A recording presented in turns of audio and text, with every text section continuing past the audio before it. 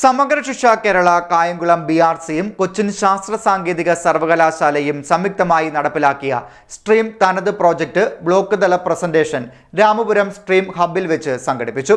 Block തല project അവതരണത്തിന്റെ ഉദ്ഘാടനവും സർട്ടിഫിക്കറ്റ് വിതരണവും മുതുകുളം ബ്ലോക്ക് പഞ്ചായത്ത് പ്രസിഡന്റും മുൻ ശാസ്ത്ര അധ്യാപികയും ആയിരുന്ന ഡി അംബുജാക്ഷി നിർവഹിച്ചു. സമഗ്ര ശിക്ഷ കേരളം കായംകുളം BRCയും കൊച്ചിൻ ശാസ്ത്ര സാങ്കേതിക സർവകലാശാലയും സംയുക്തമായി നടപ്പാക്കിയ സ്ട്രീം തനത് പ്രൊജക്റ്റ് ബ്ലോക്ക് തല പ്രസന്റേഷൻ 90 വിദ്യാർത്ഥികളുടെയും 20ഓളം അധ്യാപകരുടെയും പങ്കാളിത്തത്തോടുകൂടി രാമപുരം സ്ട്രീം ഹബ്ബിൽ സംഘടിപ്പിച്ചു.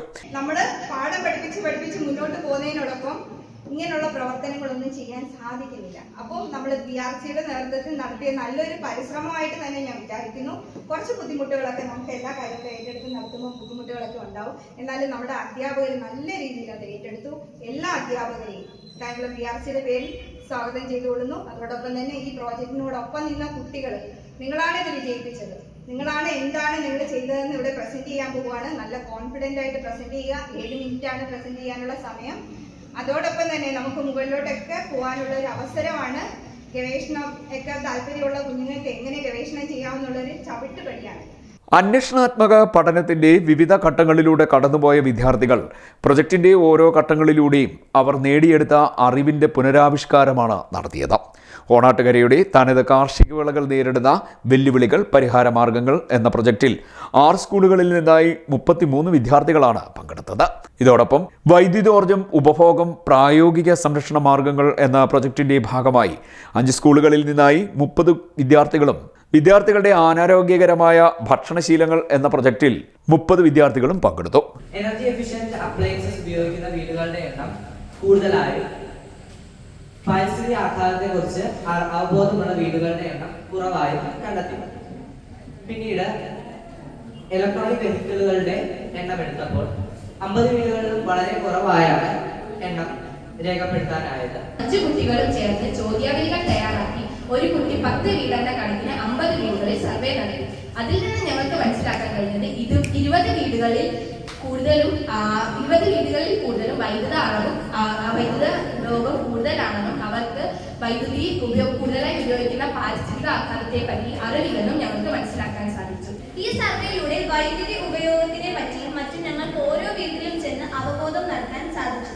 അതോടൊപ്പം തന്നെ മികച്ച രീതിയിൽ അതായത് ശരിയായ രീതിയിൽ വൈദ്യുതി ഉപഭോഗം നടത്തുന്നവരെ പ്രോത്സാഹിപ്പിക്കാനും ഞങ്ങൾക്ക് സാധിച്ചു. ഈ കൃഷി രീതികളെ കുറിച്ച് CPCRൽ നിന്നും മനസ്സിലാക്കിയ കാര്യങ്ങൾ ഞാനിവിടെ പങ്കുവെക്കും. 2 തെങ്ങുകൾ തമ്മിൽ ഓലകൾ പരസ്പരം കൂട്ടിമുട്ടാത്ത അകലം, അതായത് 7.5 മീറ്റർ അകലമെങ്കിലും ശ്രദ്ധിക്കണം.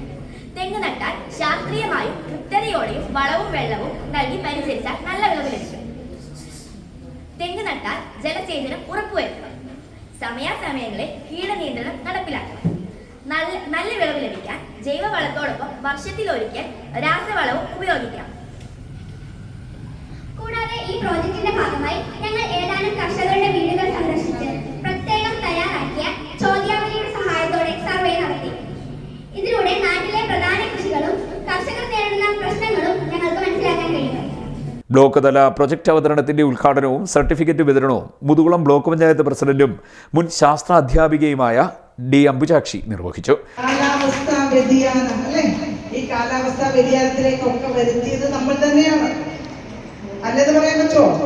ആ കാലാവസ്ഥ വ്യതിയാനമാണ് ഇന്ന് നമുക്ക് ഒരുപക്ഷെ നവംബറിലൊക്കെ നമ്മൾ വിത്തിടേണ്ട ഇത് എള്ളൊക്കെ ആ സമയത്ത് നമുക്ക് വിത്തിടുവാൻ നമുക്ക് കഴിയുന്നില്ല. ഒന്നുകിൽ നല്ല വരൾച്ചയായിരിക്കും അല്ലേ, അത് കഴിഞ്ഞിട്ടോ നല്ല മഴയുമാവും. രാമപുരം ഹൈസ്കൂൾ പ്രഥമാധ്യാപിക പ്രവത അധ്യക്ഷത വഹിച്ചു. കായംകുളം BPC ബിന്ദുമോൾ സ്വാഗതം പറഞ്ഞു. PTA president R Nasar, trainer Naufira, BRC കോർഡിനേറ്റർമാരായ V അനിൽ ബോസ്, ശാന്തി റംഷാജ് എന്നിവർ ആശംസാ പ്രസംഗം നടത്തി. കായംകുളം സബ് ജില്ലയിലെ വിവിധ സ്കൂളുകളിൽ നിന്നും 15ഓളം അധ്യാപകർ പങ്കെടുത്ത യോഗത്തിൽ ഈ വർഷം സർവീസിൽ നിന്ന് വിരമിക്കുന്ന രാമപുരം സ്കൂൾ ഹെഡ് മിസ്സസ് പ്രവതയ്ക്ക് സ്ട്രീം ഹബ്ബിന്റെ പേരിൽ ആദരവ് നൽകി. രജനി വേണി നന്ദി പറഞ്ഞു. CDNet news Kayamkulam.